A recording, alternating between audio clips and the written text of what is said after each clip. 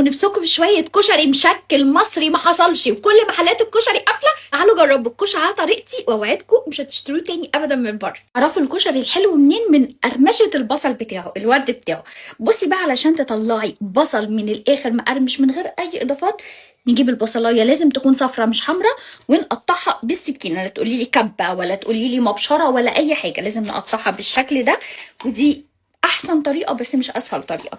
لازم البصل يتقطع شرايح رفيعه كده علشان يطلع مقرمش. حاجه واحده بس هي اللي بحطها له، الملح وبس كده شكرا.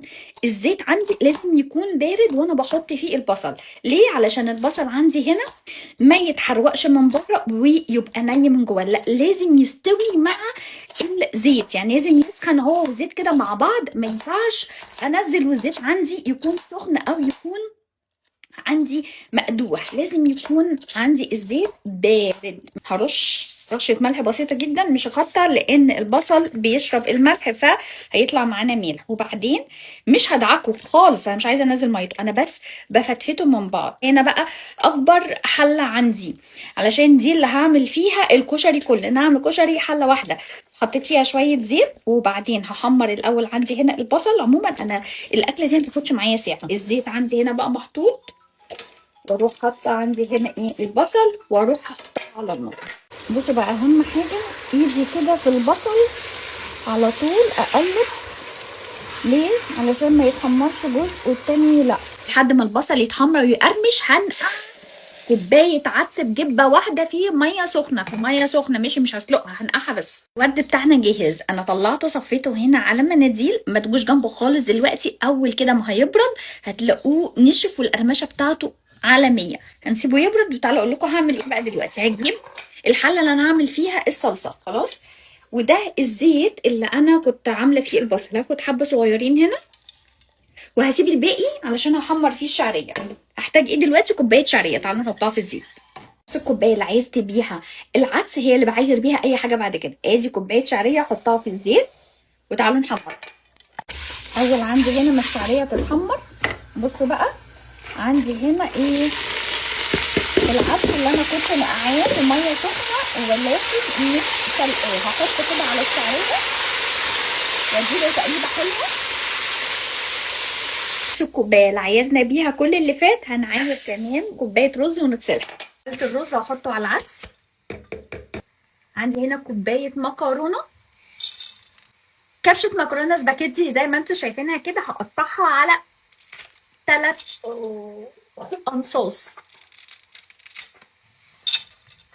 هضيف 3 حاجات: ملح، عن فلفل اسود،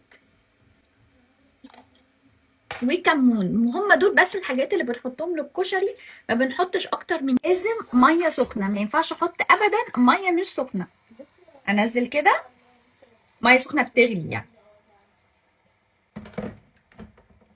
واغطي عندي هنا يا دوبك المكرونه او الحله، كل اللي موجود في الحله يعني. هوريكم بس لحد قد ايه. بصوا الميه عندي هنا وصل لحد فين اهو. هو ده معيار الميه اللي انا عايزاه، ما تكتروش عن كده. هسيبها بقى على نار عاليه واغطيها. اول ما تتشرب بهدي النار وسيبوها براحتها خالص، انسوا يا جماعه، بس على نار هاديه لحد ما يستوي معايا كله. ما هو بقى صوت القرمشه، انا قلت لكم سيبوه يبرد لحد ما ينشف.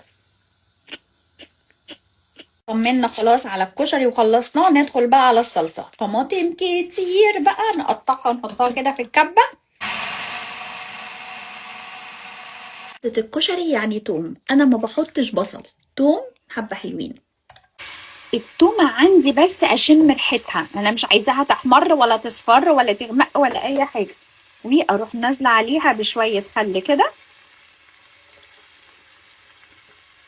على كل ده بقى عصير الطماطم اللي احنا ضربناه في الكبه، وحلاوته يكون محتحت كده. نفس الكلام اللي حطيناه على الكشري هنحطه هنا على الصلصه، يعني ملح، فلفل اسود،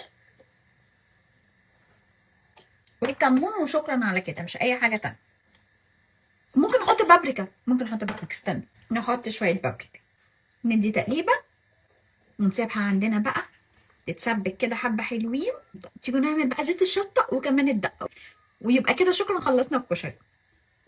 بس تحذير قبل ما ابدا في زيت الشطه ده، يعني بصوا يا جماعه افتحوا شبابيك او الشقه، واللي ياخد منه معلقه يكون متاكد ان هو يقدر عليها. زيت شطه بصوا عالمي، ده على طريقه ماما وطول عمرها هي بتعمل لنا زيت الشطه بالطريقه دي وانا اتعلمته منها. تعالوا نشوف بقى هنعمل زيت شطه ازاي. زين شويه زيت حلوين، شطه كتير، انا بقول اهو كتير. هنقلب الزيت كده مع الشطة لحد ما لونها كده يتغير وريحتها تبدأ تطلع. وبرضو هننزل بشوية خل كده، وطماطم ضاربينها في الكبة وبرضو محتحتها، ملح وفلفل اسود وكمون وبس كده. بقى نعمل دقة الكشري، مية عادية جدا، توم، نص معلقة توم كده حلوة، خل، بتاع 3-4 ليمونات كده حلوين كبار، رشة بابريكا تلون معانا كده، شوية فلفل اسود، مش عايزة اقول لكم الشطة عاملة عمايلها، كمون، رشة ملح، نقطة شطة، نقطة، مش هنحط كتير، هبابة، كفاية اللي احنا عاملينه. بس كده شكرا. نقلب كل ده بقى.